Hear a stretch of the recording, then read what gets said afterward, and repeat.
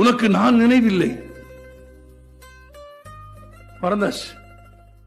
உனக்கு நான் நினைவில்லை, என் பிரியங்கள் நினைவில்லை, என் முத்தங்கள் நினைவில்லை, என் பரிசுகள் நினைவில்லை, உன் கண்ணீரோடு நான் துணை நின்ற தருணங்கள் நினைவில் இல்லை, முதல் நிர்வாணங்கள் நினைவில் இல்லை, உனக்காக நான் அடைந்த அவமானங்கள் நினைவில் இல்லை, ஒரு மழைக்கு நான் உன் பெயரை நிட்டது நினைவில்லை, ஒரு மழைக்கு நான் உன் பெயரை இட்டது உனக்கு நினைவில்லை, என்னோடு அருந்திய ஒரு கோப்பை மதுவோ ஒரு தேநீரோ கூட நினைவில் இல்லை. எல்லாவற்றையும்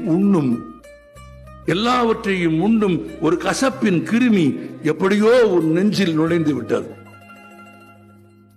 பின்னர் உனக்கு எதுதான் நினைவில் இருக்கும்? உனக்கு எதுதான் நினைவில் இருக்கும்? எதுவுமே நினைவில்லாதவர்களுக்கு எப்படி நினைவுபடுத்துவது? அது ரொம்ப முக்கியம் இல்லையா?